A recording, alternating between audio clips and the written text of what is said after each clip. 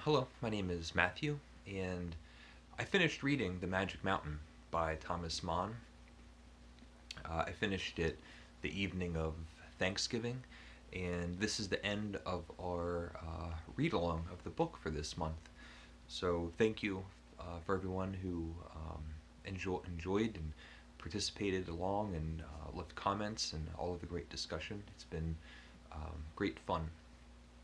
And I thought I would talk a little bit about my feelings and thoughts on the novel as a whole, and some of the episodes and specific events that happened in the later portion of the novel. There's a turning point, a critical climactic moment in a chapter called Good Soldier. It's the chapter that immediately follows the masterful chapter called Snow, and it's a hammer blow of reality. We've been following along with Hans Kostorp and his time in the sanitarium. Initially, the whole story began with Hans going up to visit his cousin Joachim, who had been there for a while and who was planning on staying much longer. Hans, meanwhile, felt that he was only going to be staying for a few weeks and fell ill and found himself staying there much longer. And we get to see the personal development and growth and develop an intimate and immediate connection with Hans, and all of the relationships that he formed with his cousin and some of the other patients. There's Settembrini and Napta, who he has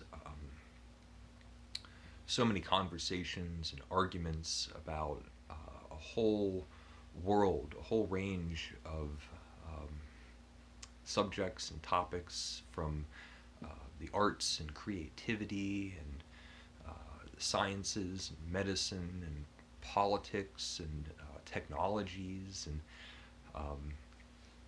all of these heady, lofty ideals and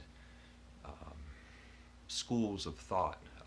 We get a whole range of these kinds of discussions through different opinions and all of the great conversation and arguments that follow.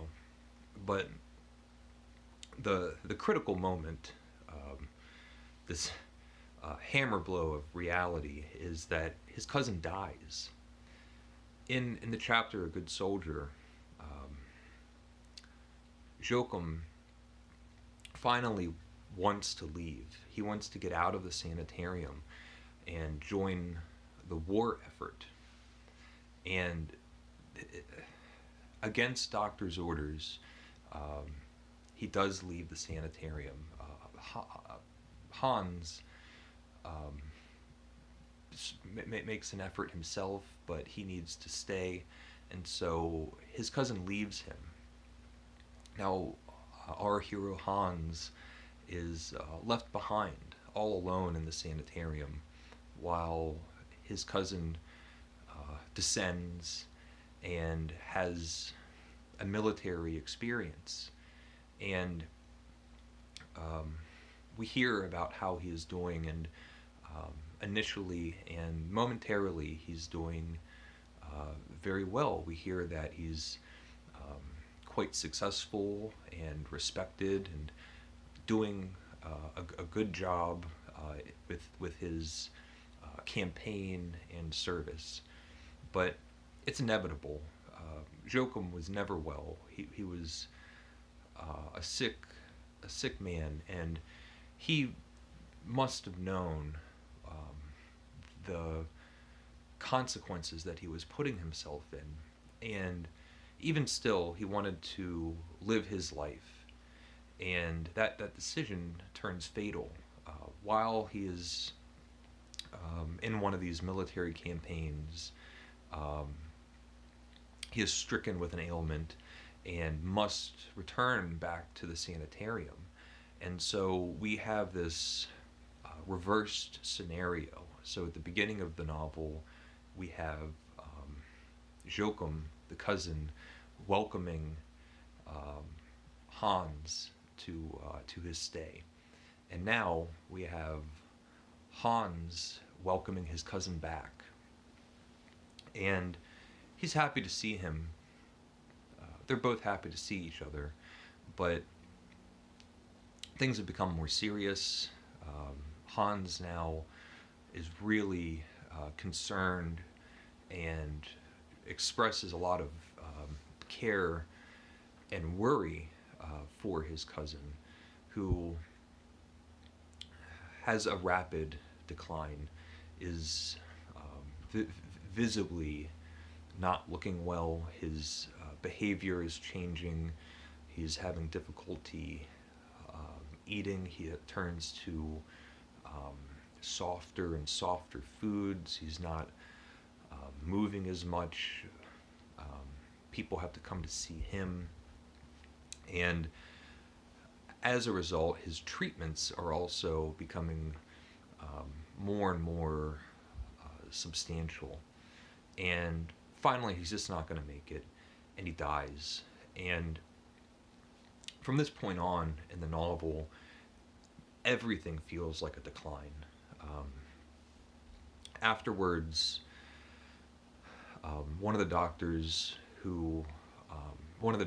approaches Hans, who's now just staying there. Time is going by indefinitely. The doctor approaches Hans and says that they might have come up with a treatment for him, and that they're going to do this experimental treatment that is going to make him better, and the doctor is very excited and hopeful for this. And we see Hans unaffected and not seeing, not having the same hope, and ultimately it fails. It doesn't work. Hans's condition is stagnant. All of these lofty discussions that we have with all of these different characters are going on, which is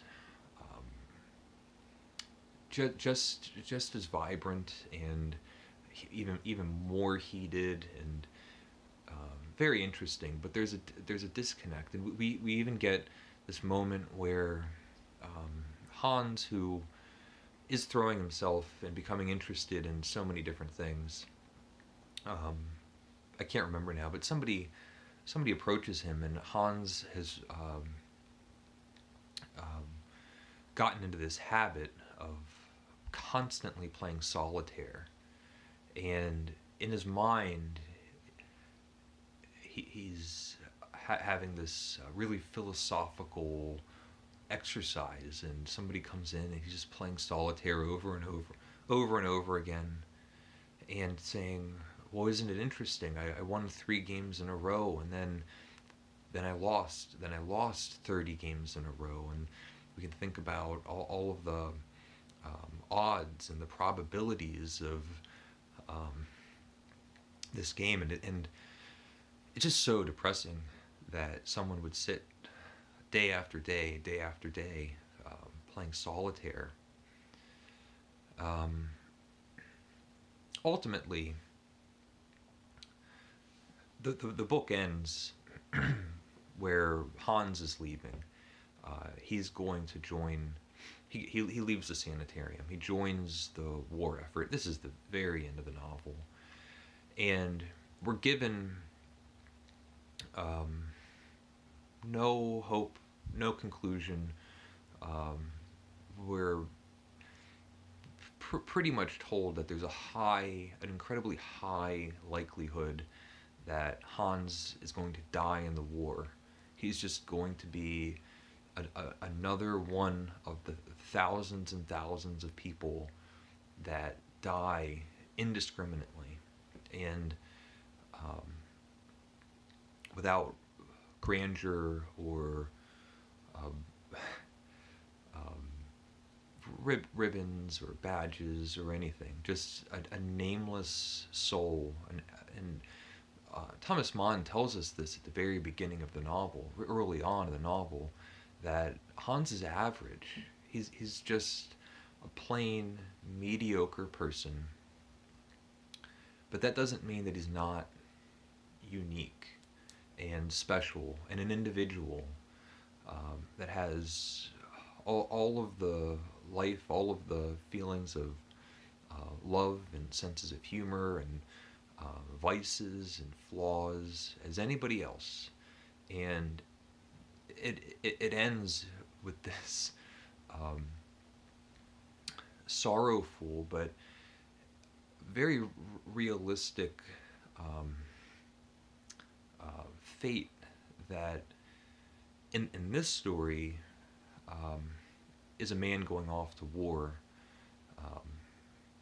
without very much hope. But the story, the novel, is incredibly layered. There's allegories and metaphors and all sorts of philosophical things, and you can keep pulling threads out of this thing for as long as you'd like.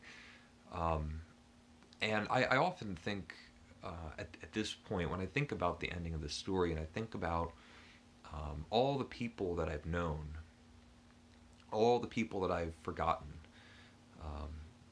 that haven't gone off to a war that they're going to die in, but have gone off to live their lives. And I've had these moments of intersection with sometimes someone I thought that I would never forget about. And there's moments when you think that you've forgotten their name, or someone brings up a specific event and someone that I hadn't thought of for years suddenly pops into my mind, or running into an old friend who says, "Do you remember so and so? Well, they died 2 years ago." Or asking about somebody and finding out that they had died and you had no idea. And it's the reality of nearly every human interaction that we live, that we go through when we go about our days. There's people that are very special to us that we keep these threads for our whole lives.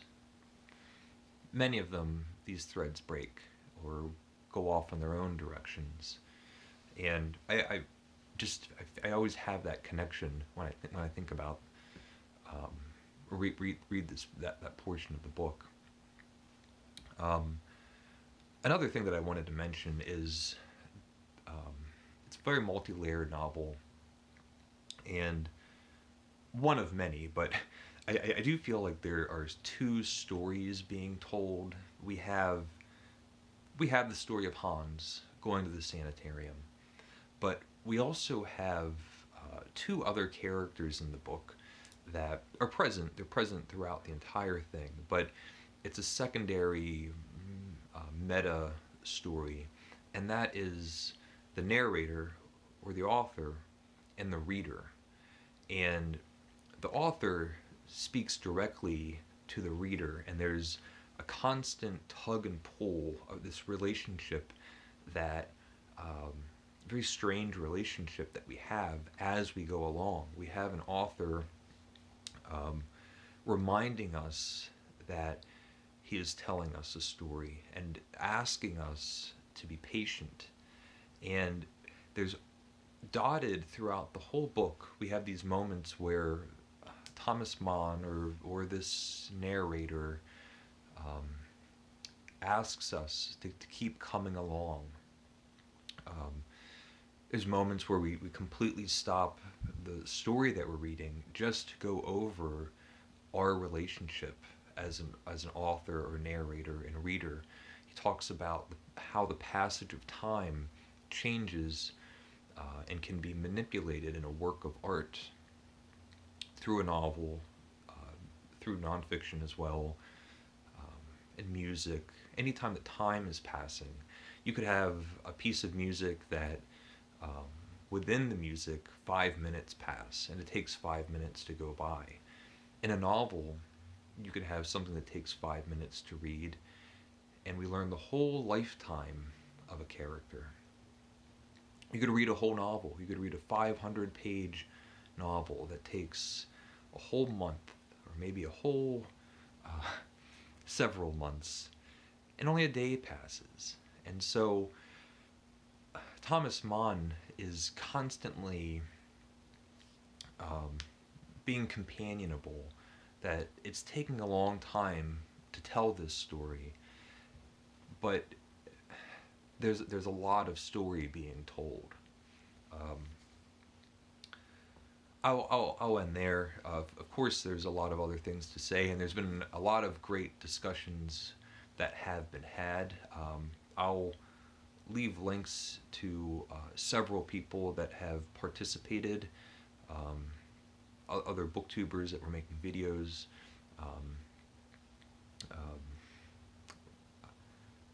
Now I'm forgetting, but Ami has some videos, and I always forget, it's cozy time with Quaker cats, cozy reading with Quaker cats, and the Pearl Review just recently did a terrific review and analysis that is really well put together, comprehensive and personal.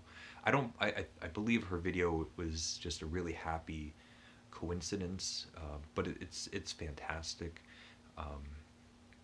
Summer has really personal, in-depth thoughts about the novel as well, and Ami asks, really gets down to the central question, which is, what are in these pages? What makes it so long?